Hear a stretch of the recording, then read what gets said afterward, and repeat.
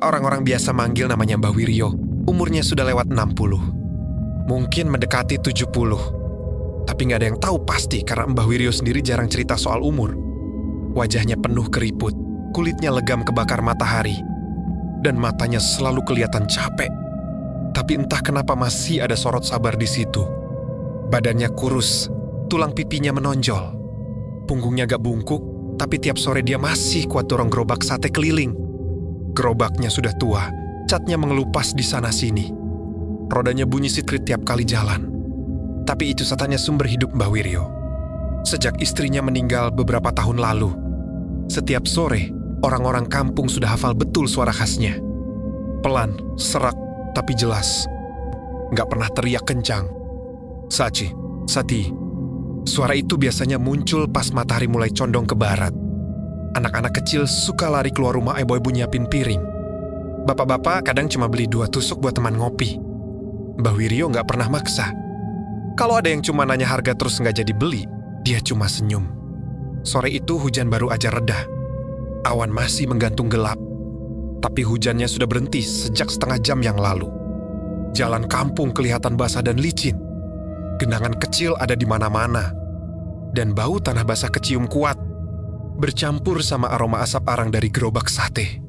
Mbah Wiryo, bau itu biasanya bikin perut orang keroncongan. Tapi anehnya, hari itu kampung terasa sepi banget. Biasanya Mbah Wiryo muter di kampung sampai maghrib. Hari itu pun niatnya sama. Dia berangkat sejak habis zuhur, berharap jualannya laku. Tapi entah kenapa, dari siang sampai sore, cuma laku 3 tusuk. 3 tusuk sate doang. Padahal arangnya masih banyak, daging di wadah masih hampir penuh. Kok sepi banget ya? Gumamnya pelan sambil ngelap keringat di dahi pakai ujung lengan baju yang sudah lusuh. Beberapa rumah yang biasa jadi langganan kelihatan tertutup rapat. Ada yang lampunya mati, ada yang pintunya dikunci. Mbah Wiryo sempat ngerasa ada yang aneh, tapi dia berusaha mikir positif. Mungkin orang lagi ke acara hajatan, atau pada males keluar karena hujan barusan. Saat sampai di ujung kampung, Mbah Wiryo berhenti sebentar. Biasanya dia putar balik dari situ. Tapi hari itu, entah kenapa, ada rasa gak enak di dadanya. Bukan rasa sakit, tapi kayak perasaan takut yang gak jelas sebabnya. Di sisi lain, ada rasa nekat juga. Rezeki hari itu seret banget. Kalau dia pulang sekarang, hasilnya gak cukup buat makan besok. Karena ngerasa masih kuat dan pengen ngejar rezeki, Mbah Wiryo nekat ambil jalan pintas. Jalan setapak yang jarang dilewati orang, tembus ke kampung sebelah. Jalan itu sudah lama gak dipakai karena lebih sempit dan agak memutar. Masalahnya, jalan itu ngelewatin pinggir hutan kecil yang katanya sudah lama gak diurus. Orang-orang kampung sering bilang, jangan lewat situ kalau sudah sore. Tapi Mbah Wiryo mikir, dia cuma lewat pinggirnya doang, gak masuk ke dalam. Awalnya biasa aja. Langkah kaki Mbah Wiryo pelan. Rodanya gerobak ninggalin bekas tipis di tanah yang masih lembek. Angin sepoi-sepoi nyentuh kulit, bikin merinding sedikit karena baju Mbah Wiryo masih agak lembab kena hujan. Suara jangkrik mulai kedengeran satu-satu. Awalnya pelan, lalu makin ramai. Daun-daun pohon di pinggir jalan bergerak pelan. Kayak ada yang ngintip dari baliknya. Tapi makin masuk, suasana mulai berubah. Gak langsung kerasa, tapi pelan-pelan bikin dada sesak. Langit yang tadinya masih kelihatan, terang mendadak jadi gelap lebih. Cepat dari biasanya. Awan hitam menutup matahari, bikin sekitar jadi redup. Hampir kayak senja yang kelewat cepat. Jam di tangan Mbah Wiryo masih nunjukin 5:30 sore. Tapi rasanya kayak udah mau tengah malam. Perasaan belum sore banget, gumamnya sambil nengok ke langit. Langkah kakinya makin pelan tanpa sadar. Roda gerobak sesekali nyangkut akar pohon yang menjalar sampai ke jalan setapak. Tiap kali nyangkut, gerobaknya goyang. Tusuk-tusuk sate di atasnya beradu pelan. Bunyinya tik-tik kecil yang entah kenapa terdengar jelas di tengah sunyi. Biasanya, di jalan sepi kayak gini, Mbah Wiryo suka manggil jualannya biar ada yang dengar kalau ada orang lewat. Saci, Sati. Tapi kali ini aneh. Suara itu keluar sendiri dari mulutnya, tanpa dia niat. Bibirnya bergerak, suaranya meluncur, padahal pikirannya lagi kosong. Begitu suara itu keluar, Mbah Wiryo langsung berhenti. Dia kaget sama dirinya sendiri. Saci, Sati, Sekali lagi, suaranya terdengar lebih pelan, tapi terasa beda. Ada jam aneh kayak suara itu nggak cuma datang dari satu arah. Padahal dia nggak ngerasa manggil. Mbah Wiryo berhenti total. Jantungnya langsung deg dan kencang. Ada rasa dingin merambat dari tengkuk turun ke punggung. Dia berdiri diam beberapa detik, dengerin sekitar. Jangkrik yang tadi ramai mendadak berhenti. Sunyi, terlalu sunyi. Di antara pepohonan di sisi jalan, Mbah Wiryo ngerasa kayak ada bayangan orang berdiri. Tingginya kira setara orang dewasa, diam nggak gerak. Cuma berdiri di balik batang pohon. "Permisi," ucap Mbah Wiryo pelan. Suaranya hampir nggak keluar. Bayangan itu nggak jawab apa-apa. Tapi pas Mbah Wiryo kedip sebentar, bayangan itu hilang. Kayak nggak pernah ada. Mungkin mata saya capek, katanya, berusaha nenangin diri. Dia lanjut jalan. Tapi baru beberapa langkah, perasaannya makin gak enak. Jalan setapak yang tadi lurus dan jelas, mendadak bercabang 3. Tiga-tiganya kelihatan sama persis, lebarnya sama. Tanahnya sama, bahkan pohon-pohon di kanan kirinya pun mirip.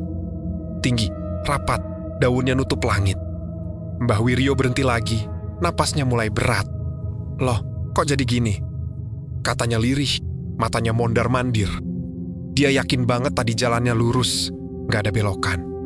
Apalagi cabang tapi sekaranggi. Di depannya ada 3 pilihan. Dan semuanya kelihatan salah. Akhirnya dia pilih jalan tengah, niatnya cuma satu, jalan lurus aja. Nanti juga tembus, dia dorong gerobak dengan tenaga yang tersisa.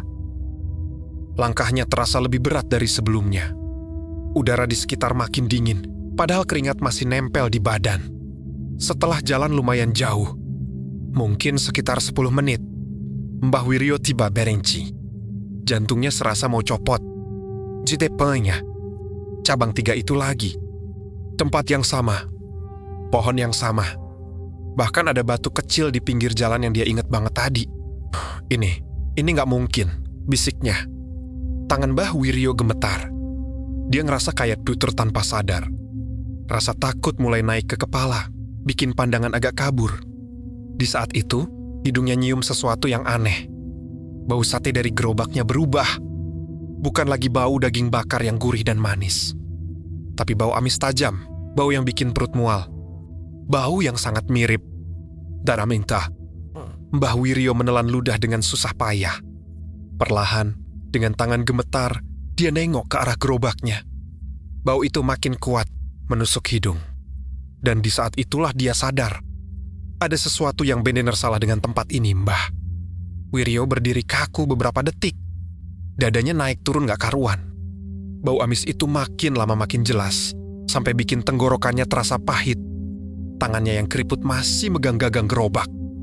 Tapi tenaganya kayak ditarik pelan-pelan. Dia coba nutup hidung pakai tangan kiri, tapi percuma. Bau itu bukan cuma di udara, rasanya kayak masuk langsung ke kepala. "Yalah, ini kenapa?" gumamnya lirih. Dengan perasaan takut bercampur penasaran, Mbah Wiryo memberanikan diri nengok ke dalam gerobak. Tutup sengnya dia angkat sedikit. Begitu celah terbuka, dia langsung mundur 1 langkah. Matanya melebar, napasnya tercekat. Isi gerobak yang harusnya penuh tusuk sate setengah matang berubah jadi potong daging mentah. Warnanya merah gelap, basah, dan ada cairan kental netes ke dasar gerobak. Mbah Wiryo langsung nutup lagi tutupnya sambil gemetar hebat. Kepalanya pusing, pandangannya berkunang-kunang. Dia nggak ingat kapan terakhir ngisi daging itu. Yang jelas, sore tadi dia yakin dagingnya masih normal. Ini mimpi. Pasti mimpi, katanya, berusaha nenangin diri. Dia cubit lengannya sendiri, sakit nyata. Tiba-tiba dari arah hutan terdengar suara langkah kecil. Pelan, tapi jelas, kayak kaki telanjang nginjek tanah basah Mbah. Wiryo nengok cepat ke arah suara itu, dari balik pepohonan. Muncul sosok anak kecil. Badannya kurus, bajunya lusuh dan kotor. Rambutnya awatakan nempel di dahi, wajahnya pucat. Putih kayak gak pernah kena matahari. Anak itu berhenti beberapa meter di depan Mbah Wiryo. Matanya menatap lurus. Tanpa berkedip, yang bikin Mbah Wiryo merinding. Bagian hitam matanya terlalu besar. Hampir nutup seluruh bola mata. "Beli sate, Mbah," kata anak itu pelan. Suaranya datar tapi jelas. Mbah Wiryo nelan ludah. "Nak, kamu sendirian di sini. Udah mau maghrib, loh." Anak itu nggak jawab, dia malah melangkah lebih dekat. Hidungnya mengendus pelan. "Satenya wangi," katanya lagi, kali ini sambil tersenyum. Senyumnya lebar, terlalu lebar untuk wajah sekecil itu. Mbah Wiryo mundur selangkah. "Nak, pulang sana. Di sini bahaya. Enak itu terji berenci." Senyumnya pelan-pelan hilang. Kepalanya miring, lalu dia nunjuk ke gerobak. "Dagingnya banyak," katanya pelan. "Semua di sini suka." Belum sempat Mbah Wiryo jawab, suara tawa kecil terdengar dari berbagai arah. Awalnya 1, lalu 2, lalu makin banyak. Tawa anak-anak. Ada yang cekikikan, ada yang tertawa keras. Ada yang kedengarannya serak dan aneh. Kayak suara orang dewasa yang dipaksa ketawa. Mbah Wiryo panik. Dia nengok ke sekeliling. Dari balik pepohonan, satu persatu sosok mulai muncul. Anak kecil, perempuan dengan rambut panjang nutup wajah. Lelaki tinggi kurus dengan tangan terlalu panjang. Ada juga yang jalannya ngesot pelan, meninggalkan bekas di tanah. Mereka berdiri melingkar, jaraknya makin lama makin dekat. Sati. Suara itu muncul lagi. Kali ini bukan cuma dari mulut Mbah Wiryo, suara itu terdengar dari segala arah. Tumpang tindih bergema di antara pepohonan. Gerobaknya tiba terasa berat banget. Mbah Wiryo coba dorong, tapi rodanya nggak mau gerak. Seolah-olah ada puluhan tangan yang nahan dari bawah. Kakinya gemetar, lututnya lemas. Sampai akhirnya dia jatuh terduduk di tanah basah. Ampun, katanya sambil nangis. Air matanya ngalir, bercampur sama tanah dan keringat. Salah satu sosok mendekat. Tingginya hampir 2 meter, badannya kurus kering. Wajahnya kosong tanpa mata, hidung, atau mulut. Tapi dari dadanya, keluar suara pelan. "Mbah, jualan di sini aja." Sosok lain ikut mendekat. "Di sini rame," kata suara perempuan. "Banyak yang lapar." Mbah Wiryo merangkak mundur, punggungnya nabrak batang pohon besar. Tangannya nyentuh sesuatu yang kasar. Pas dia nengok ke belakang, jantungnya serasa berhenti. Di batang pohon itu ada banyak goresan panjang. Bekas kuku. Dalam dan berlapis-lapis. Di atasnya tergantung beberapa gerobak sate tua. Karatan, rusak, tergantung pakai tali yang sudah hampir putus. Ada yang masih ada tusuk satenya, warnanya hitam gosong. Ada yang tinggal rangkanya doang. Mbah Wiryo sadar dia bukan yang pertama. Biar gak capek pulang, suara itu terdengar lagi. "Tinggal di sini aja, Mbah." Tangisan Mbah Wiryo makin kencang, dia nutup mata. Baca doa sekuat yang dia bisa ingat, badannya gemetar hebat. Napasnya tersengal di tengah suara tawa dan bisikan. Tiba-tiba semuanya berhenti. Sunyi. Mbah Wiryo buka mata pelan-pelan, sosok-sosok itu masih ada. Tapi sekarang mereka mundur sedikit, seolah nunggu sesuatu dari balik kerumunan. Terdengar suara langkah berat, langkah orang tua. Seorang kakek muncul, bajunya mirip Mbah Wiryo. Lusuh, wajahnya tua dan kosong, matanya cekung. Bibirnya tersenyum tipis. "Giliran kamu, Wiryo," kata kakek itu pelan. Zit, itulah pandangan Mbah Wiryo gelap. Dunia berputar. Dan tubuhnya jatuh tak sadarkan diri, sementara suara sate. "Sati." Kembali menggema pelan di dalam hutan, kesadaran Mbah Wiryo muncul pelan-pelan. Kayak orang yang tenggelam lalu ditarik ke permukaan. Kepalanya berat, telinganya berdenging, dan seluruh badannya terasa dingin. Saat dia buka mata, yang pertama kali dia lihat cuma gelap. Bukan gelap malam biasa, tapi gelap pekat. Seolah-olah cahaya memang gak boleh masuk ke tempat itu. Pelan-pelan matanya menyesuaikan. Dia sadar dirinya masih di hutan. Tapi suasananya beda. Pohon-pohon kelihatan lebih rapat, lebih tinggi. Dan batangnya hitam seperti gosong. Tanah di bawahnya bukan lagi tanah basah, tapi keras dan retak-retak, kayak bekas terbakar lama. Gerobak satenya ada di samping. Masih utuh, masih berdiri. Tapi sekarang kelihatannya lebih tua dari sebelumnya. Catnya hampir habis, kayunya retak-retak. Dan roda yang biasanya bunyi sitkrit sekarang diam, gak bersuara sama sekali. "Mbah, bangun, Mbah." Suara itu bikin jantungnya nyaris copot. Suara itu pelan, serak, dan sangat mirip. Suaranya sendiri. Mbah Wiryo nengok ke kanan. Gak ada siapa-siapa. Dia nengok ke kiri, kosong. Tapi perasaan dia yakin, dia gak sendirian. Dia coba berdiri. Kakinya gemetar, tapi masih kuat menopang badan. Saat berdiri, dadanya terasa kosong, napasnya pendek-pendek. Jam di tangannya masih ada, tapi jarumnya berhenti. Nunjuk ke 5:30. Sama seperti sebelumnya. Mungkin saya masih hidup, gumamnya. Dia dorong gerobak pelan-pelan. Kali ini rodanya ringan. Terlalu ringan. Seolah-olah gerobak itu jalan sendiri tanpa perlu tenaga. Tanpa sadar, bibirnya kembali bergerak.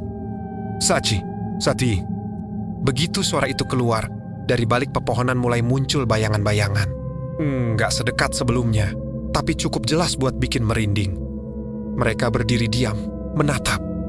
Beberapa dari mereka yang tadi dia lihat masih ada. Anak kecil bermata hitam, perempuan berambut panjang, sosok-sosok tanpa wajah.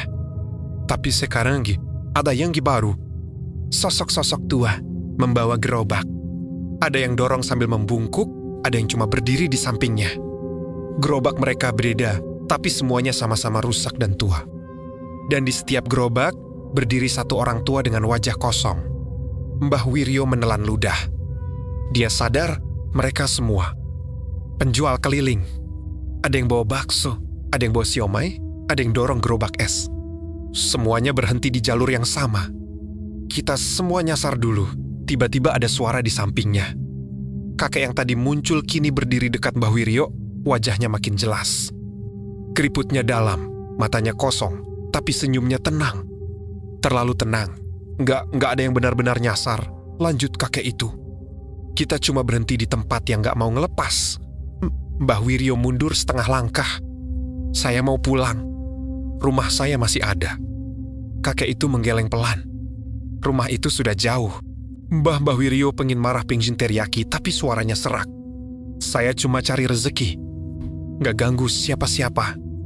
Kami juga, jawab kakek itu singkat. Tiba-tiba, dari balik pepohonan, terdengar suara ramai.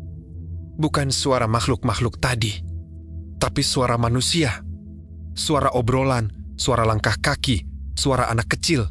Ayaki ada. Kampung di balik hutan. Mbah Wiryo menoleh cepat. Di kejauhan, dia lihat cahaya lampu. Lampu rumah. Lampu motor. Harapan langsung nyala di dadanya. Itu, kampung. Katanya dengan suara bergetar. Dia berusaha lari ke arah cahaya itu. Tapi langkahnya berat.